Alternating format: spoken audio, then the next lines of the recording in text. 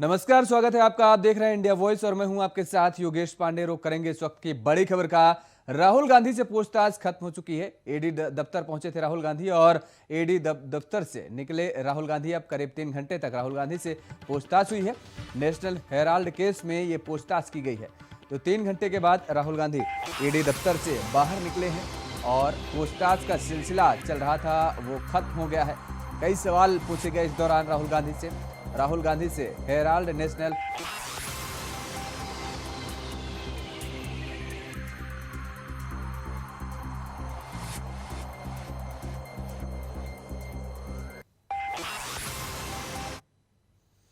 वहीं इजराइल के राजदूत नाओर गिलोन के नेतृत्व में इजराइल के एक सरकारी प्रतिनिधिमंडल ने सीएम योगी से मुलाकात की है। इस दौरान इजराइल के राजदूत ने हालिया विधानसभा चुनाव में मुख्यमंत्री जीत पर उन्हें बधाई दी है।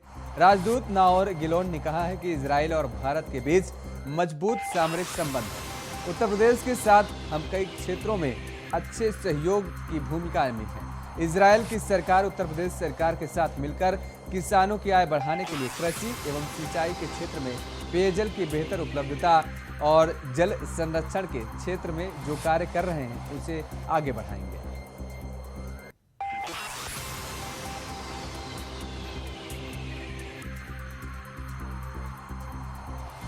तो इजराइल के प्रतिनिधि मंडल से मुलाकात की है सीएम योगी आदित्यनाथ ने। कई अहम मुद्दों पर चर्चा हुई है। मुख्यमंत्री ने इजरायली प्रतिनिधि मंडल का स्वागत किया है। मुख्यमंत्री आवास 5 कालिदास मार्ग पर यह मुलाकात हुई है और इजराइल के तकनीकी से बुंदेलखंड की तस्वीर बदलेगी, ये कहा गया है मुलाकात के दौरान। और इजराइल और भारत के बीच मजबूत सामरिक संबंध भी हैं। We had a very good meeting with the Chief Minister. We discussed a lot of international cooperation. We came with a very big delegation, which includes from Israel, the ambassador who is in charge of all our international cooperation, and our water attaché and agriculture attaché. We discussed what we have today in cooperation, which is 2 centers of excellence in agriculture, and the Bundelkhand water project, and we discussed how to go forward and increase the cooperation.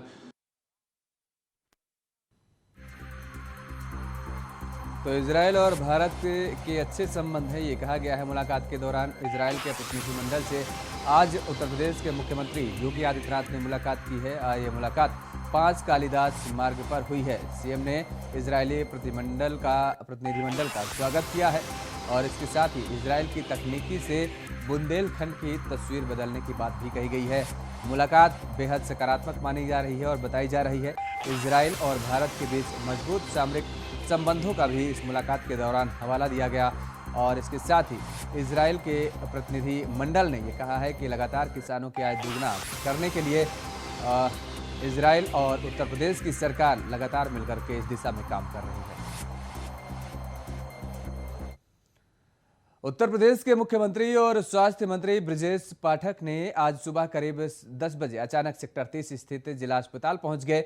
अचानक उप मुख्यमंत्री के अस्पताल में पहुंचने के बाद स्वास्थ्य विभाग और अस्पताल में मौजूद डॉक्टरों के हाथ पैर फूल गए। वहीं ब्रजेश पाठक ने अस्पताल में मरीजों से बातचीत कर उनका हाल लिया।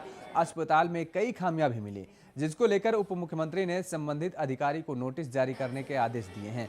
वहीं उप मुख्यमंत्री ब्रजेश पाठक ने कहा है कि जिला अस्पताल बाकी जनपदों के मुकाबले बेहतर है। वहीं अस्पताल में हम मरीजों को भगवान मानकर इलाज करेंगे ताकि मरीज पूरी तरह स्वस्थ होकर घर वापस लौट सके। मरीजों को भगवान मान करके अस्पताल परिसर में सेवा करेगी, उनके चेहरे पर मुस्कान लाएगी। सरकारी व्यवस्था उनको ऐसी महसूस होगी कि प्राइवेट से बेहतर व्यवस्था हम उनको देने जा रहे हैं और सभी मरीजों को हम वीआईपी मान करके सेवा करेंगे। हमारे सभी मरीज अति विशिष्ट हैं, जो बुजुर्ग हैं, माताएं बहनें हैं, बच्चे हैं, कोई भी बीमार आएगा उसको हम स्वस्थ करके मुस्कुराते हैं उसके घर वापस हो जाए। मतलब ये एक शिकायत आप रजिस्टर भी चेक कर रहे थे, यहाँ पर एडवांस हस्ताक्षर मैंने बताया कि जो कुछ स्टाफ की शिकायतें हमने अपने आंखों से देखा है कि एडवांस उन्होंने हस्ताक्षर किए हुए हैं, जो कि गलत है। उनको नोटिस जारी करके और जो भी कुछ कार्रवाई होगी की जाएगी।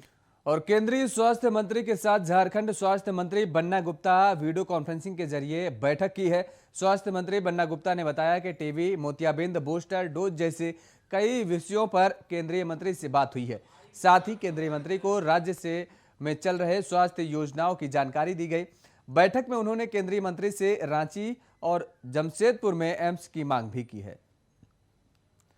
तो राज्य स्वास्थ्य मंत्री की केंद्रीय मंत्री के साथ ये बैठक बेहद अहम मानी गई। गुप्ता वीडियो कॉन्फ्रेंसिंग के जरिए ये बैठक हुई है। स्वास्थ्य योजनाओं पर चर्चा हुई है और इसके साथ ही रांची और जमशेदपुर में एम्स की मांग भी की गई है केंद्रीय मंत्री से। जो फ्रंट वर्कर हैं, हमारे चिकित्सक हैं, पैरामेडिकल स्टाफ हैं, उन लोगों को हम बूस्टर डोज से कैसे लाभान्वित करेंगे और एबव 60 के लोगों को कैसे हम लाभान्वित करेंगे। फिर हमारे जो बच्चों को जो डोज देने हैं, फिर हमारे 18 वर्ष के बच्चों को जो डोज देने हैं, तो उनको कैसे हम घर घर दस्तक देकर भी उनको जो है ये टीकाकरण की सुविधा उपलब्ध कराएंगे। आदि आदि विषय पर उनसे जो है हमारी बातचीत हुई है और हमने पूर्व में भी केंद्रीय स्वास्थ्य मंत्री जी से प्रार्थना किया था कि हमको जमशेदपुर, रांची और धनबाद में भी एम्स देने की कृपा करें। बीजेपी के राष्ट्रीय उपाध्यक्ष और झारखंड के पूर्व मुख्यमंत्री रघुवर दास ने सरकार के खिलाफ हमला बोला है। उन्होंने रांची में हुए दंगा को लेकर सरकार की ओर से की गई कार्रवाई को नाकाफी बताया है और कहा है कि यह सरकार केवल भ्रष्टाचार करने में लगी हुई है। उन्होंने कहा कि केंद्र सरकार की ओर से सभी राज्य सरकारों को यह बताया गया था कि जुमे की नमाज के बाद कुछ असामाजिक तत्व कुछ घटनाओं को अंजाम दे सकते हैं। इसके बावजूद भी राज्य सरकार की ओर से सुरक्षा के व्यापक इंतजाम नहीं किए गए। झारखंड मुक्ति मोर्चा के साथ गठबंधन पर बोलते हुए उन्होंने कहा कि भाजपा शुरू से ही भ्रष्टाचार के खिलाफ रही है और आगे भी भाजपा भ्रष्टाचार के खिलाफ लड़ाई लड़ती रहेगी।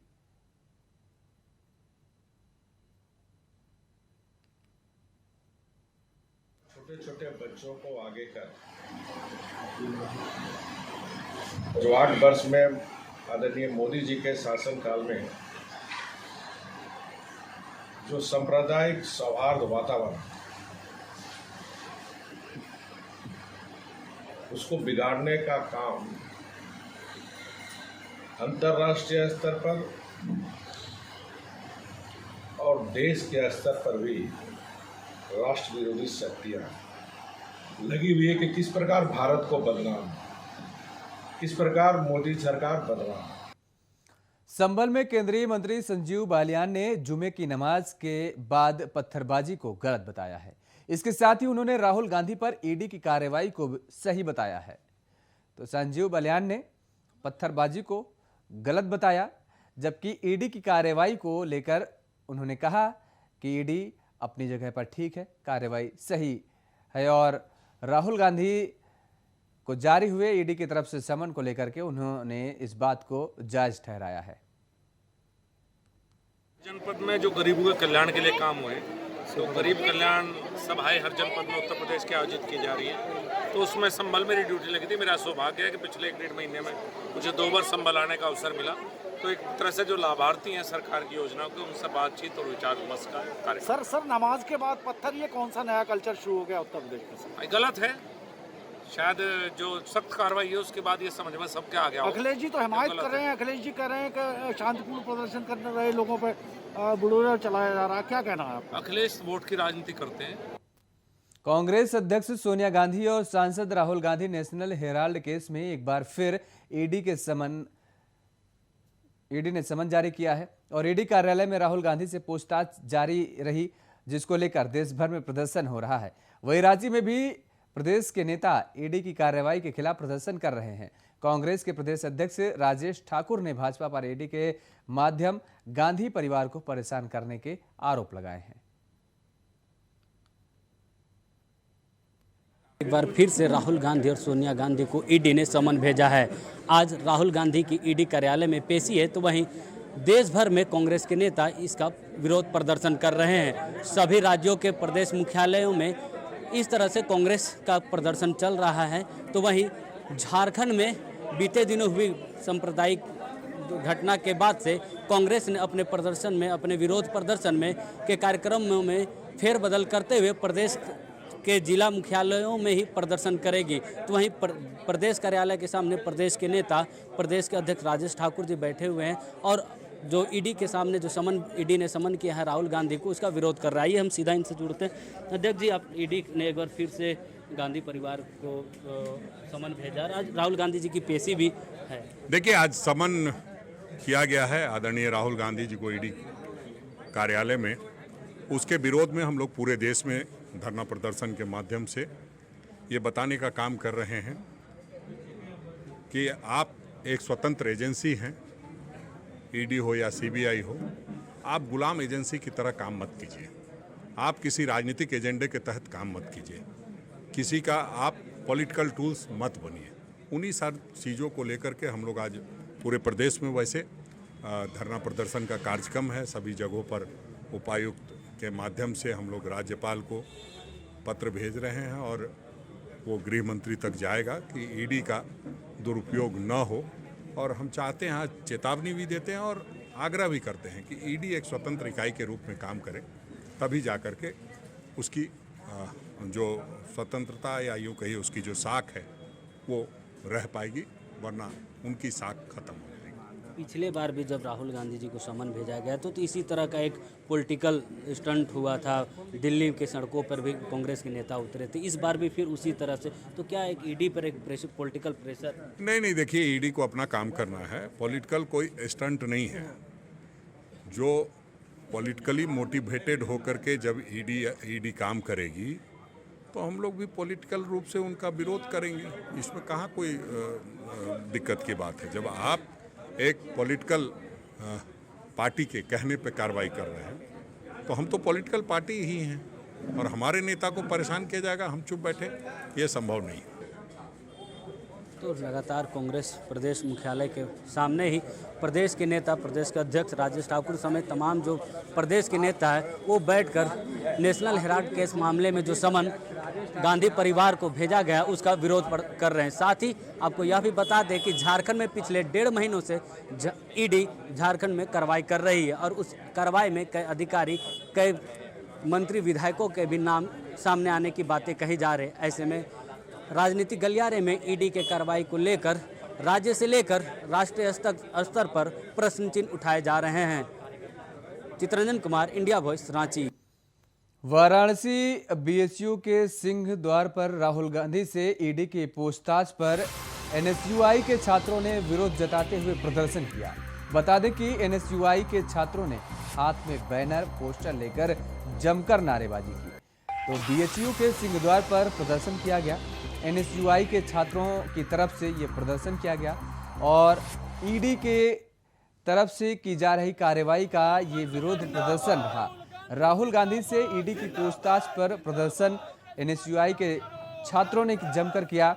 नेशनल हेराल्ड मामले में ईडी पूछताछ के लिए राहुल गांधी को बुलाई थी और उसी का ये विरोध दर्ज करा रहे थे। वाराणसी में बीएचयू सिंहद्वार के सामने एनएसयूआई के कार्यकर्ता, एनएसयूआई के छात्र ये नजर आ रहे हैं, हाथों में बैनर लेकर के, तख्ती लेकर के किस तरीके से प्रदर्शन करते नजर आ रहे हैं और ईडी की कार्रवाई का विरोध प्रदर्शन करते हुए ये छात्र नजर आ रहे हैं।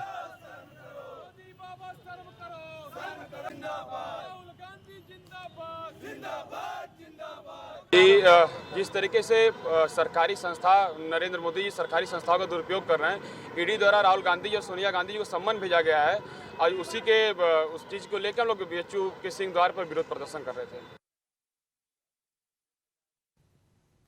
शामली में किसानों ने कलेक्ट्रेट पर धरना प्रदर्शन किया। किसानों ने देहरादून इकोनॉमिक कॉरिडोर के लिए जमीन अधिग्रहण करने को लेकर एनएचआई पर मनमानी करने और सरकार पर वादा खिलाफी का आरोप लगाया। इस दौरान किसानों ने चेतावनी देते हुए कहा कि जब तक किसानों की मांगें नहीं मानी जाती तब तक वह अपनी जमीनों पर एनएचआई को कब्जा नहीं देंगे। तो शामली से ये खबर सामने आई है, जहां पर किसानों ने कलेक्ट्रेट पर धरना प्रदर्शन किया है और एनएचआई पर वादा खिलाफी करने का बड़ा आरोप लगाया गया है इन किसानों की तरफ से और कहा गया है कि जब तक समाधान नहीं होगा तब तक कब्जा नहीं दिया जाएगा एनएचआई को। और सबसे बड़ा जो आरोप लगाया गया वो वादा खिलाफी का लगाया गया किसानों की तरफ से। और आज शामली कलेक्ट्रेट में किसानों ने ये जमकर धरना प्रदर्शन दिया। नहीं, मामला तो मुआवजे पे है। कई मुआवजा 70 लाख के करीब है बीघे का, कहीं 10-12 लाख पे सीमेंट है। तो सड़क तो एक ही काम करेगी, गाड़ी भी उसी सड़क पगू जहाँ 70 लाख रुपए का मुआवजा गाड़ी तो हमको भी चलेगी, ये 12 लाख वाली मुआवजा दे रहे हमको भी चलेगी। तो ये भेदभाव क्यों कर रहे हैं? किसान पे जमीन ही तो है, हमारी पुरखों की जमीन है दी हुई, और इसके साथ भी ऐसी छेड़छाड़ करी जाए। एक प्रधानमंत्री जी का वो है कि भाई 4 गुना रेट मिलेगा, सल के रेट से 4 गुना मुआवजा मिलेगा, तो उसमें भी ये भेदभाव कर रहे। नोएडा के सेक्टर 58 थाना पुलिस और गौ तस्करों के बीच मुठभेड़ हुई है, जिसमें एक गौ तस्कर घायल हो गया है। बता दें कि पुलिस को सूचना मिली कि डासना से एक गौ तस्कर गौमांस की तस्करी की डील करने के लिए दिल्ली जा रहा है। तो वहीं सूचना मिलने पर पुलिस सघन चेकिंग अभियान शुरू कर दी और तभी पुलिस को एक मोटरसाइकिल आते दिखी, जिसके बाद पुलिस ने मोटरसाइकिल सवार को रोका तो वह भागने लगा और पुलिस टीम पर फायरिंग कर दी। वहीं जवाबी कार्रवाई में युवक घायल हो गया है और गिर पड़ा, जिसके बाद पुलिस ने उसे गिरफ्तार कर लिया। तो पुलिस और गौ तस्करों के बीच ये मुठभेड़ हुई है। मुठभेड़ में गौ तस्कर गिरफ्तार कर लिया गया है। मुखबिर की सूचना पर यह कार्रवाई की गई है। आपको बता दें कि मुखबिर की सूचना मिली थी कि गौ तस्करी के लिए एक युवक दिल्ली जा रहा है और तभी चेकिंग के दौरान पुलिस ने इस गौ तस्कर को गिरफ्तार कर लिया।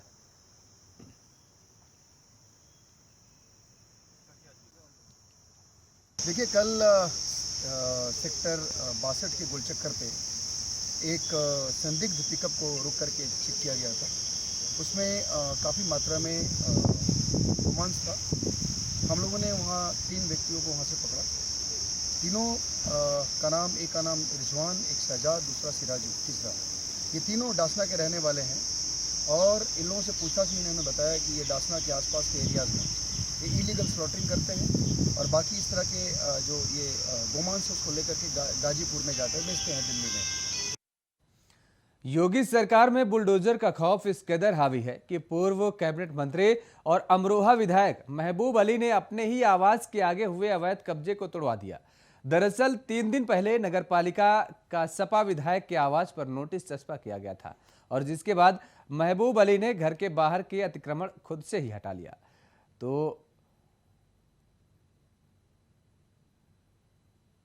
महबूब अली ने खुद से ही अवैध कब्जा हटा लिया है और जिस तरीके से योगी सरकार के दौरान का ये बुलडोजर की कार्रवाई जो है वो हावी दिख रही है। लगातार लोगों में खौफ दिख रहा है, लोगों में डर दिख रहा है। लगातार जिस तरीके से अवैध अतिक्रमण को हटाने की प्रक्रिया जारी है और अधिकारियों की तरफ से आप देख सकते हैं तस्वीरों में कि जिस तरीके से घर के सामने अवैध अतिक्रमण किया गया था।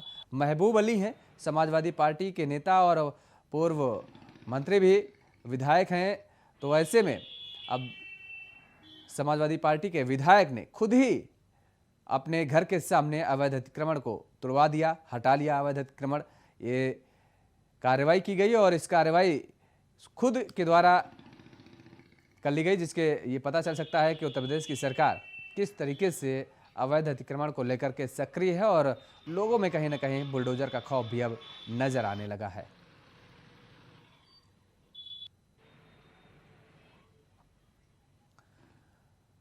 उधर ग्रेटर नोएडा दनकौर क्षेत्र के बिलासपुर गांव में एक युवक को पुलिस के वाहन में पीटने का वीडियो सोशल मीडिया पर खूब वायरल हो रहा है। तो वही बता दें कि भैंस चोरी की शक में पुलिस की मौजूदगी में युवक को पीटने की बात सामने आई है।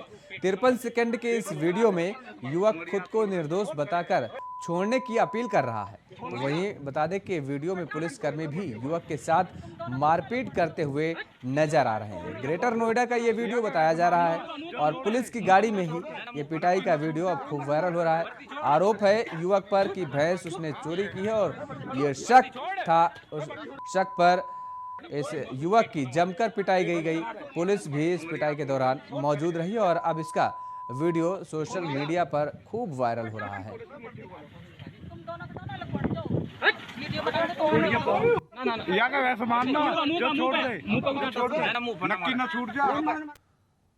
महोबा के महोबकंठ थाना क्षेत्र के थलौरा गांव में जमीनी विवाद में पुलिस की मौजूदगी में दबंगों ने किसान के साथ मारपीट की, जिसका वीडियो अब सोशल मीडिया पर जमकर वायरल हो रहा है।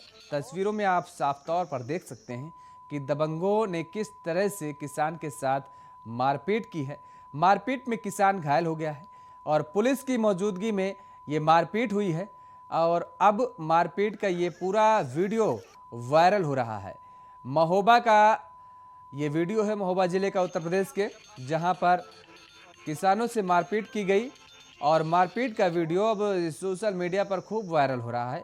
आपको बता दें कि दबंगों ने किसान के साथ ये मारपीट की है और पुलिस की मौजूदगी में ये मारपीट की गई है।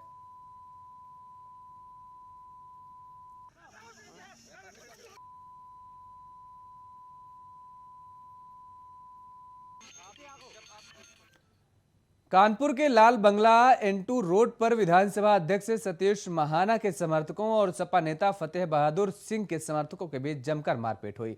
यह मारपीट जमीन कब्जे को लेकर हुई है। बताया जा रहा है कि महाना के रिश्तेदार मधुकर महाना की जमीन पर कब्जे को लेकर महाना समर्थक पहुंचे, जहां सपा नेता के समर्थकों से उनकी भिड़ंत हो गई है। तो कानपुर का यह पूरा मामला बताया जा रहा है, जहां पर सतीश महाना के समर्थकों के साथ मारपीट का मामला सामने आया है। समाजवादी पार्टी के नेता फतेह बहादुर के समर्थकों ने ये मारपीट की है और जमीन पर कब्जे को लेकर ये पूरा विवाद हुआ और विवाद कहीं ना कहीं जाकर के मारपीट में तब्दील हो गया। लाल बंगला N2 रोड का ये पूरा मामला बताया जा रहा है, जहां पर दो पक्षों में ये जमकर मारपीट हुई।